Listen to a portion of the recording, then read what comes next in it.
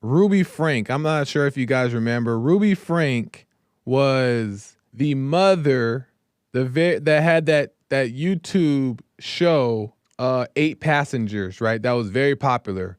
Well, she also had a Netflix show that she wasn't in control of, where it was exposing all of her like evils that she did in the process of making that show so popular, like physically and I guess verbally abusing the children, controlling them and punishing them and all that stuff to try to get them to behave as she wanted them to do, while also trying to record them online, because they had a popular YouTube channel that documented their family life.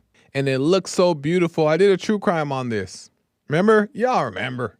But it looked so beautiful on camera that everybody were like, wow, this is the perfect family and they're so great. But behind the scenes, it was hell to pay for the children, right? Right? They were being, abused and all that stuff.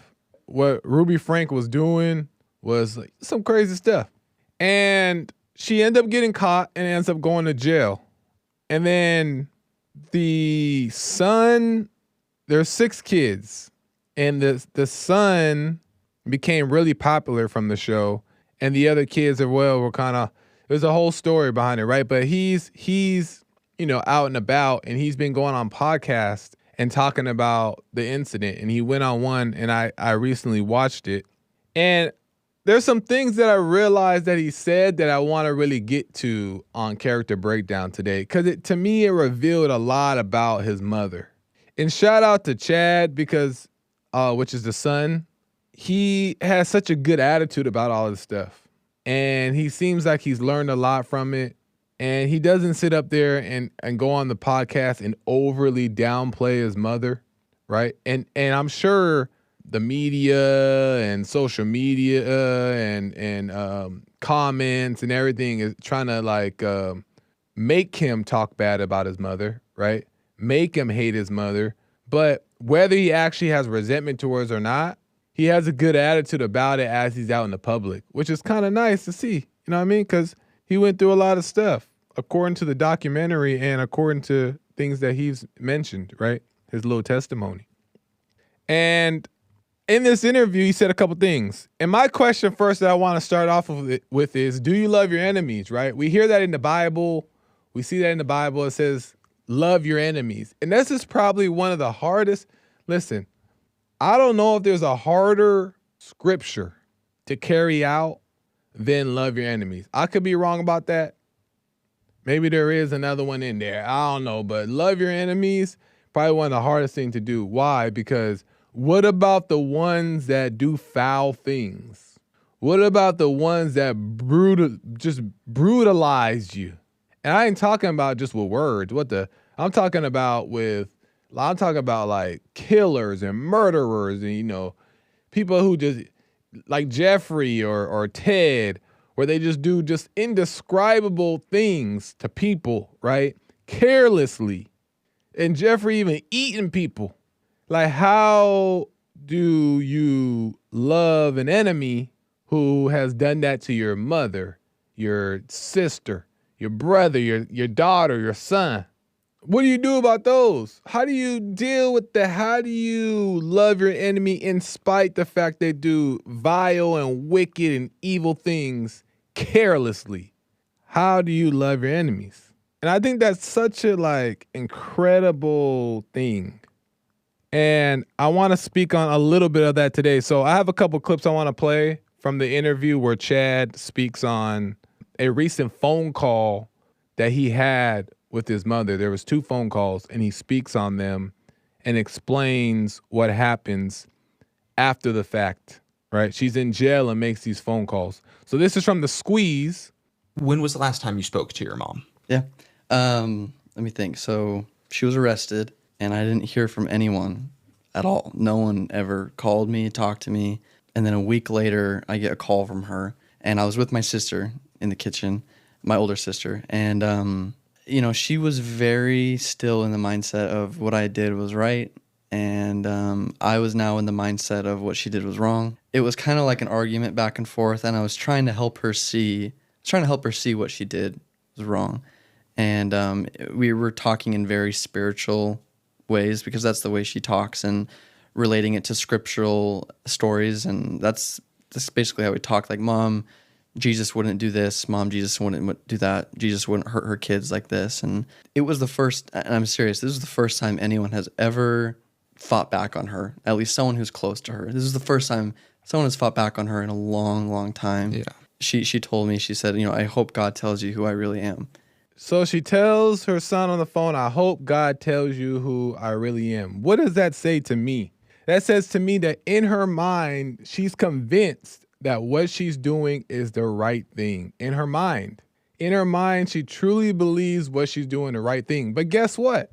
In his mind, the son's mind, who went through this stuff, truly believes that what she's doing is wrong, right? But what she believes is that she's doing right. So yes, should she pay for her behavior, right? Because she's in jail, right, for a year. I think like 20 plus years she's got for what she did, right? Nobody died, but the kids were she had young kids she was starving to death. She was calling them demons. They were skinny, and we played it on the show. But in her mind, she's believing that she's doing the right thing, right? She tells her son that I hope one day God will show you that who I really am. So in her mind, she thinks that she's doing the right thing. And let me tell you this, and this is just from my perspective, is that yes, she should pay. Yes, she should be in jail for what she did. Yes, she should learn from her behavior, right? She was caught up in the ego, caught up on her high horse. God just did crazy things, right? But I honestly believe that in her heart of hearts, she meant well, because she truly thought, whether she was deceived, obviously she was deceived, whether the thrills just felt so good, whatever it may be, she really believed she was doing the right thing. In her intent, she meant well. And that's hard to see, that's hard to accept, and that's even hard to believe. But with that being said, I want to get into another clip where Chad shares after that phone call, she calls back like a few days later. She calls back. And this time her attitude is totally different. Let's watch this.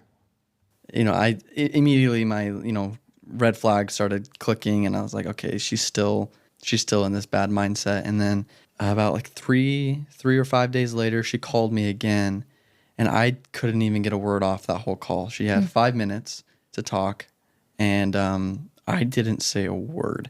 She just was bawling. She was just crying.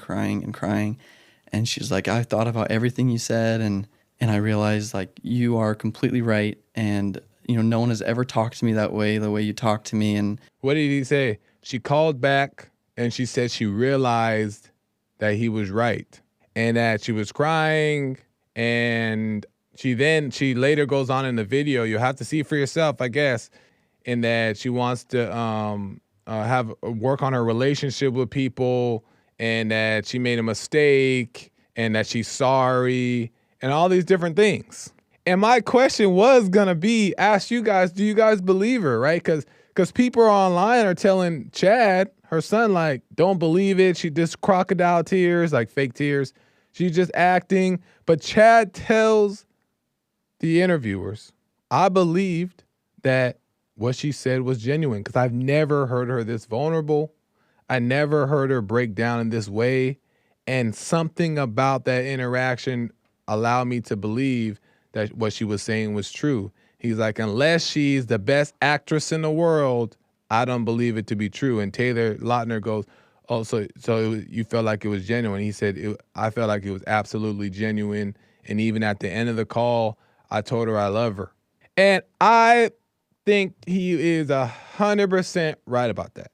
I think that's exactly true. And I think that whether she stays on track with what was revealed to her in the case of her making all those mistakes and bad decisions, whether she stays on track with that or not, I believe in that moment she had a revelation that she made a huge mistake and she saw it clear. And her son felt that. And the reason why I wanted to bring that up is because going back to when the right and wrong thing, right? Going back to the right and wrong thing. What did she say? She said that her mind she believed she was right, and in my mind I believe she was wrong. Both just judging each other, right? I understand it, right? He's mad, he's hurt, but when you get caught up in the right and wrong, your feelings get caught up in the right and wrong too. So what happens? You get caught up in the judgment. We all do it, and then you can't see clear. You can't understand the intent. You can't see what's really going on, right? Even if it's evil, even if it's improper, even if it's, worse as it gets. For her to call back and, apologize and admit to her wrongs when the first time she didn't do that. First time she was like still caught up in the mind, right? Caught up in her mindset and was like, one day you'll see that I'm right, right? She was still doing that.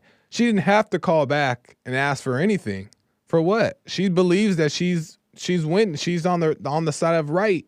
So she has no reason to apologize for what? So she didn't have to call back and reveal that to her son, that she was wrong, that she gets it, and she's gonna try to fix it and all that stuff. She didn't have to do that, but she wanted to, because I think that she realized for whatever reason that all that she did was a huge mistake. She was deceived.